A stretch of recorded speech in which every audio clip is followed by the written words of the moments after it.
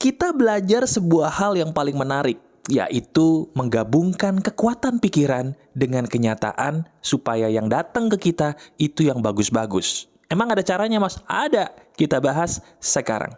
Yuk.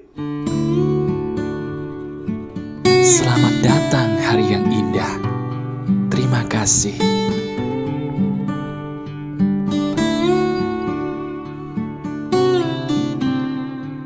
Halo teman-teman, apa kabar? Ada saya kembali, Aryan Surya, sahabat baik kamu dari Pagar Kehidupan. Betul banget, seperti yang saya katakan di depan tadi. Nah, ini seru nih. Coba, saya mau tanya sama kamu, jujur ya, jawab nih.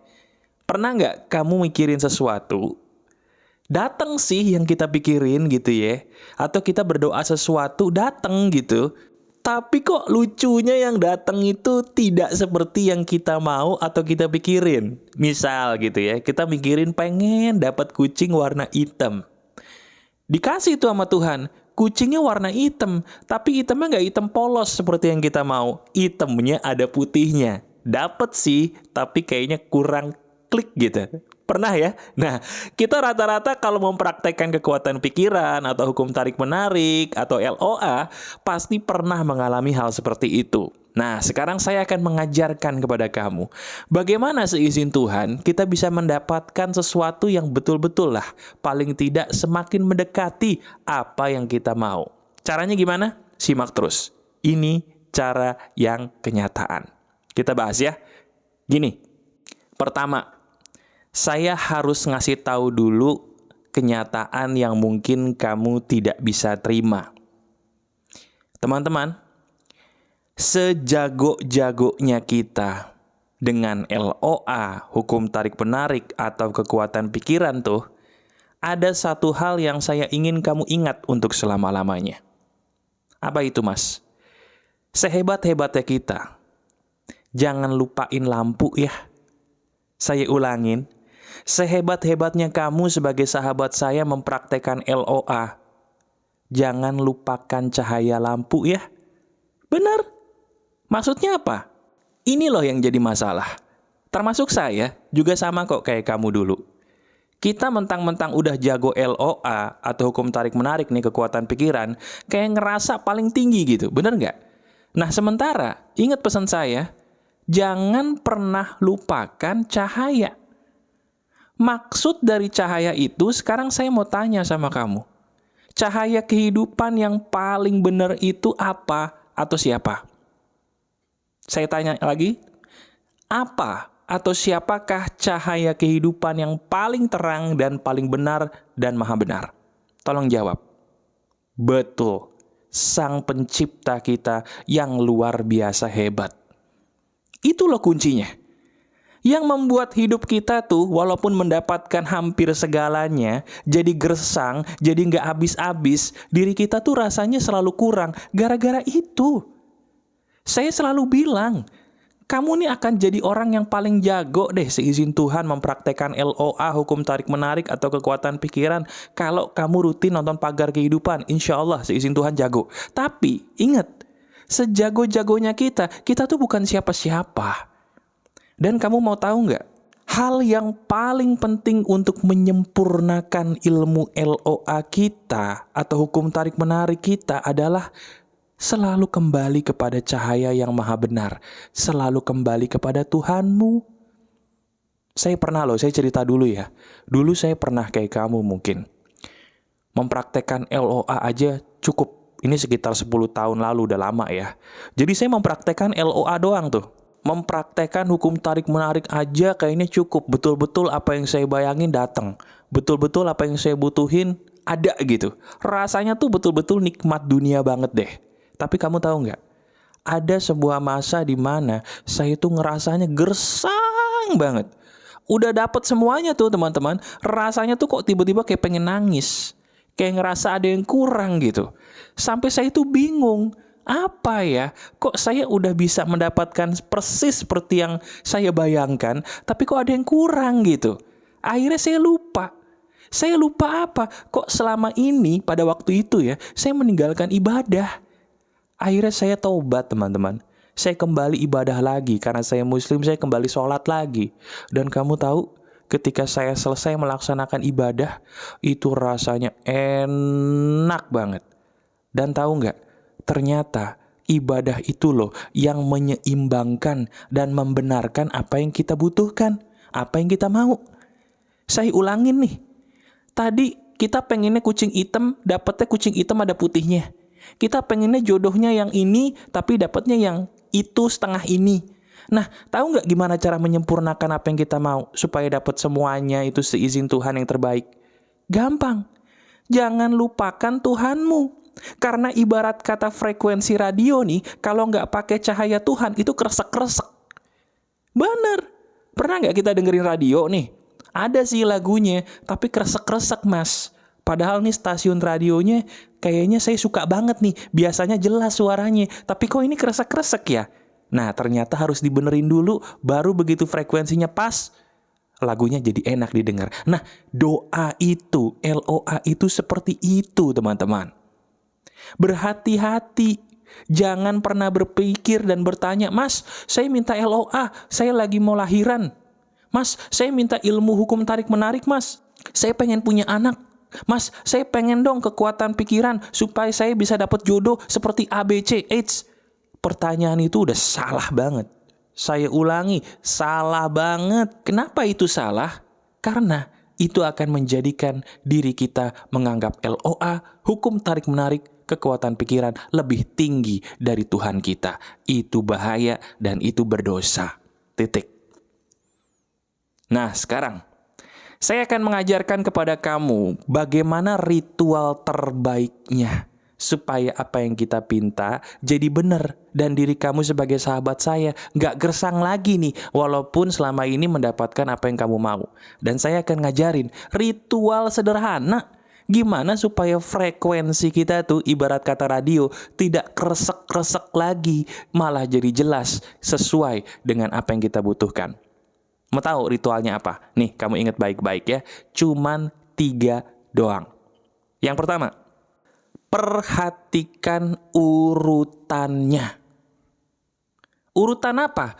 Urutan apa yang kamu lakukan untuk mendapat apa yang kita mau. Nomor 1, saya mau tanya. Posisi paling awal kita harus ngelakuin apa? Coba, mintanya ke siapa? Mintanya ke Aryan Surya, mintanya ke nulis-nulis buku, nempel-nempel gambar di tembok, atau gimana? Nomor 1 ngapain dulu, ayo? Betul, mintanya sama Tuhanmu dulu. Itu yang pertama, nggak bisa dibantah. Nggak bisa jadi nomor 2. Nomor 1 harus wajib hukumnya sebelum nempel-nempel gambar di tembok, sebelum nulis ini itu, bahkan sebelum dengerin pagar kehidupan, nomor 1 doa dulu sama Tuhanmu. Itu wajib. Nomor 1, Tuhan adalah segalanya. Tempat meminta. Itu nomor 1. Jelas? Nomor 2, ini yang penting.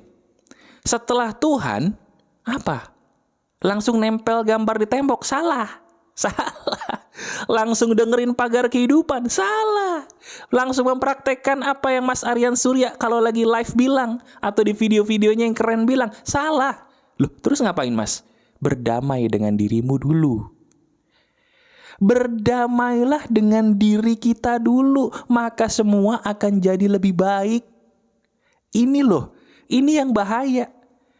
Kamu beruntung banget nih nemuin video ini dan memutuskan untuk menontonnya. Kenapa? Karena diri kamu jadi tahu, ternyata iya ya Mas, masuk akal ini. Selama ini urutan saya keliru. Ternyata urutannya tuh harus benar Mas, harus. Setelah nomor 1 kita minta kepada Tuhan kita, nomor 2 jangan langsung praktek LOA. Nomor 2 berdamai dulu dengan diri kita terlebih dahulu. Sekarang saya mau tanya, maaf nih, diri kamu sudah belum memaafkan dirimu sendiri secara penuh? Saya ulangi pertanyaan saya, maaf ya kalau diri kamu harus menangis gara-gara pertanyaan ini. Simple pertanyaan saya tuh sederhana. Diri kamu selama ini sudah belum sih memaafkan dirimu sendiri secara utuh? Nah itu loh maksud saya teman-teman. Diri kamu tuh gak akan bisa mohon maaf mendapatkan sesuatu yang bikin happy kalau diri kamu sendiri pun masih ada luka batin yang bersarang, masih belum sembuh. Itu yang menjadi rahasia sebenarnya. Sehebat apapun kita melakukan LOA, sebanyak apapun gambar-gambar yang kita tempel di tembok, tulisan-tulisannya benernya udah bener banget tapi nggak nyampe-nyampe tuh keinginan, nomor 2 ini bisa jadi salah. Diri kamu belum memaafkan dirimu sendiri. Nah terus gimana cara memaafkan diri sendiri? Ada 2 cara. Pertama, libatkan Tuhan. Minta sama Yang Maha Kuasa, menangislah di depan Tuhanmu, bukan di depan orang, bukan di depan Aryan Surya, di depan Tuhanmu. Berdoanya lebih sering lagi, lebih pasrah lagi, lebih total lagi, lebih segalanya dah Tuhan. Nah itu cara paling menyembuhkan luka batin, paling paling benar. Menganggap Tuhanmu sebagai segalanya, tempat berteduh, tempat bersimpuh, tempat mengadu, tempat semuanya deh. Bener-bener kayak mohon maaf nih, seolah-olah nih kalau dikasih perumpamaan kayak kita tuh nggak pakai apa-apa. Bener-bener kembali kepada Yang Maha Kuasa murni. Nangis, curhat, teriak, apapun lah. Tapi kepada Tuhanmu ya. Bukan kepada orang, bukan kepada Aryan Surya, bukan kepada temanmu, bukan kepada orang tuamu, bukan kepada sahabat terdekatmu. No, kepada Tuhanmu. Jelas? Itu caranya. Nanti ketika kamu total kepada Tuhanmu, dalam Islam itu disebut secara tauhid udah benar, baru mental kita lebih tenang, kita udah bisa maafin diri sendiri, kita udah bisa damai dengan hidup kita sendiri. Baru nomor 3 apa? Praktekin ilmu pagar kehidupan yang ada kaitannya dengan LOA. Tempel-tempel tuh gambar-gambar yang ada sesuai keinginan kamu di tembokmu. Paham? Tulis tuh sebuah kalimat-kalimat yang saya pernah ajarkan demi meraih apa yang kamu mau. Tapi itu yang terakhir. Bukan yang utama, apalagi yang satu-satunya. Bukan. Paham ya? Jadi saya ingin kamu sebagai sahabat saya, apapun keyakinan kamu, agama kamu, jangan pernah lupakan ibadah. Sahabat pagar kehidupan itu punya ciri khas. Dia pinter, dia tidak peduli dengan ucapan orang lain yang zolim, tapi dia tidak pernah jauh dari Tuhannya. Dia tidak pernah melupakan ajaran agamanya. Itu ciri khas kalau kamu sahabat pagar kehidupan sejati. Paham ya? Jelas? Jadi sampai sini saya mau banget kamu nanti berkembang menjadi orang yang semakin maju, semakin kaya, semakin sehat, tapi tidak lupa daratan.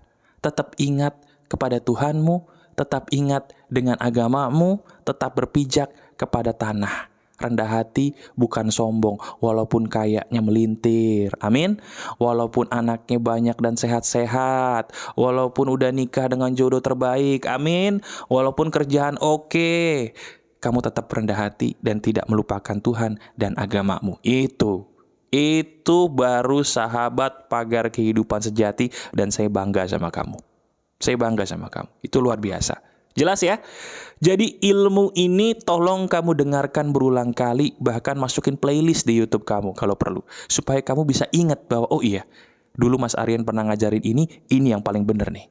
Ini yang paling emas bagi hidup saya. Selamat ya, kamu sudah berhasil menemukan video ini. Saya minta tolong silakan klik jempol ke atasnya sebagai ucapan syukur kamu kepada Tuhan telah menemukan video ini ya. Supaya apa? Supaya video ini bisa mengalir kepada banyak orang dan bisa menolong mereka. Kamu dapat pahala, dapat berkah. Tolong ya, klik jempol ke atasnya. Terima kasih. Masih ada saya, Aryan Surya, sahabat baik kamu selalu dari pagar kehidupan. Tetap keep the spirit, keep sharing, and keep loving. Bye-bye.